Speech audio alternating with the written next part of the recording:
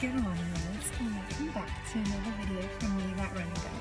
This morning I am at Naisby's 10k, half marathon, and ultra marathon. But I'm only doing one of the events. I am doing the 10k because I haven't run for about a month and I just thought that it would be the most sensible option. It's quite a foggy day here today, so the conditions are quite good. There's no wind or rain, and yeah, I'm looking forward to doing the race. And I've got my t-shirt already. I don't expect it to be fast today, but this is just a case of getting back into it, and let's see how it goes.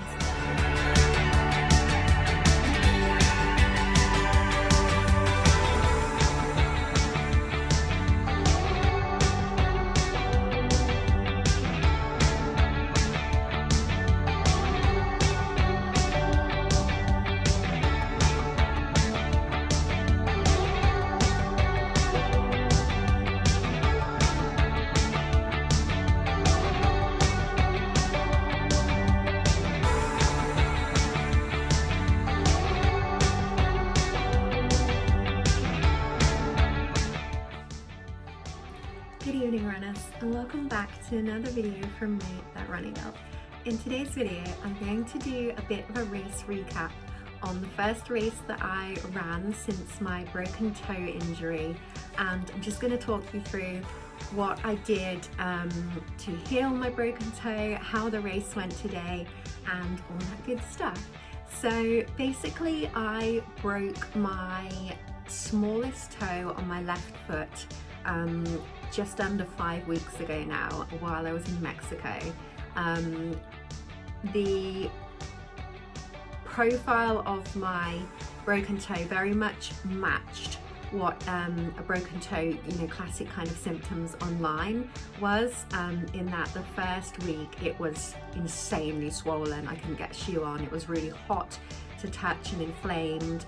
Also my little toe was like pointing outwards slightly, so it was like completely misaligned to how the little toe on the right foot looked, and yeah, I was just in a world of pain. Couldn't walk without being in pain. Definitely no way on earth I could have run. So I literally just, after sort of the process of being in denial and then, being angry about it, and then just kind of accepting, okay, I'm injured, I'm going to cross train. So I cross trained for pretty much the entire time, other than a few times maybe in the second week when I tried to run on it and thought that I could just run through the pain, realised that I couldn't run through the pain, and then I instantly just set about cross training, which was just my own kind of program of spinning and cycling in the gym, doing rowing machine in the gym, cross trainer, weights, stretching, and then I bought a bike and started going out on the bike. And yeah, it took just under 5 weeks to heal. About 3 days ago I tried my first test run, which was going to be the test run before I did the race I did today, and I was really pleased that my test run went really well.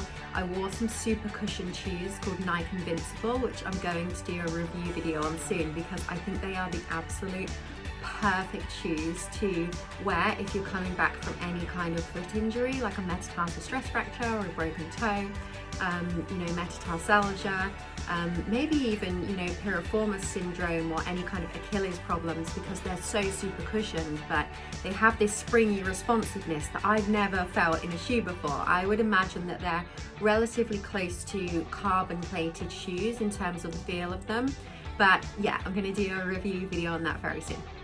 So basically I went along to the Shires Spires 10k today, which is relatively really hilly in the second half of the 10k and relatively flat and downhill in the first half of the 10k, and I literally just went with like no expectations of how I was going to do in the race, because I haven't run for a month. My cardio fitness just isn't what it was, because I've kept like a decent baseline of fitness in the gym and cycling, but anyone who runs will know that running fitness is just completely different.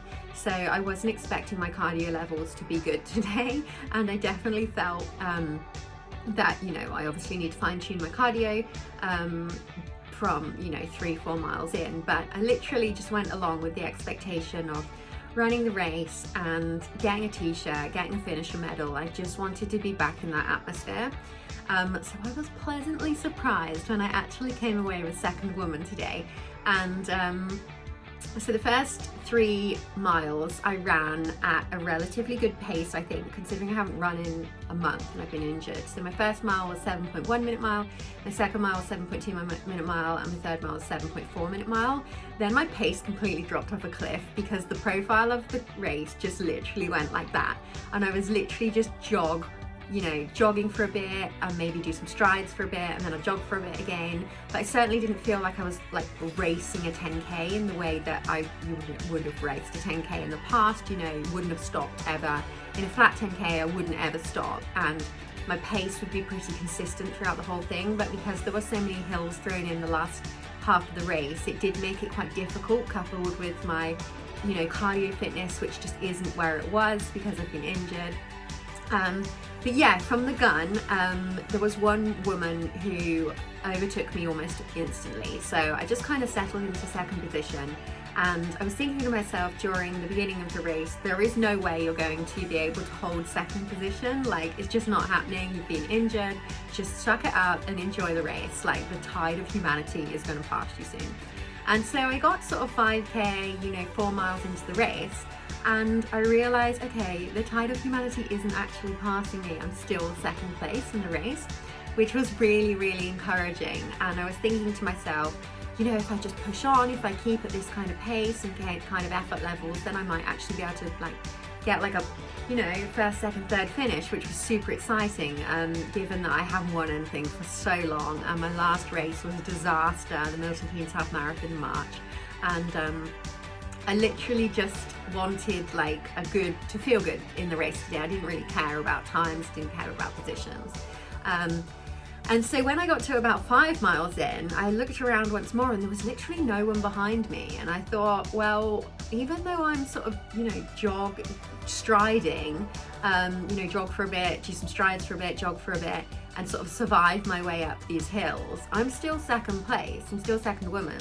So I did one final look behind me just as I approached the 6 mile mark, and there's still no one behind me. So I just put my foot down for the last 0.02 of the race, and I was so happy. Like, the smile on my face was just unreal, because, you know, it just felt like the culmination and the sort of payoff and reward of actually training, like cross training, and believing in the process and realizing, actually, you know, this is not ideal, but, you know, if I cross train sensibly, I'm going to be back sooner than if I try and push it and I try and run on my foot when it's broken. I'm just going to be in a worse place. So yeah, this is my trophy that I won at the Shires Spires 10k today, second female. And this is the medal that I got too, which I think is super nice, because it's really nice when they put like an effort in to actually designing the medals really well.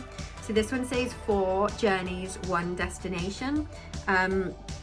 And that is referring to the fact that there's a 10k, a half marathon, a marathon, and an ultron, all on the same course. And I've done this race. I did this race a few years ago, the half marathon, and I found it really tough then. So it was a slightly different route, the 10k, because it was all on road, and the half marathon is slightly off-road. But I knew it would be a challenging run, and I was just so pleased to come away with a trophy. I feel, you know, I'm not going to set the world alight by the time I ran, but for me the time wasn't actually the takeaway from today. The takeaway was the confidence of the fact that I have not run for a month, the fact that I still beat a load of people behind me, the fact that I kept my mental game strong throughout the whole race, and kind of like believed in a strategy that worked for me when the going got tough. So yeah, I just want to say that if anyone is struggling with injury, to just trust in the process of cross-training and really just learning as much as you can about your injury, and just being really like going back to basics and literally just doing what doesn't hurt and keeping away from what does hurt. because your body is literally in pain for a reason, and if you can't get a shoe on or you can't walk, there is no way you're magically going to just be able to run, which I used to literally think when I was injured years ago. So yeah, one of my friend's parents also ran the race, and she did super well, so it was really nice to see her during the race. My next race is potentially Silverstone 10K on next week, which again is a course that I've run quite a lot, so I'm looking forward to that.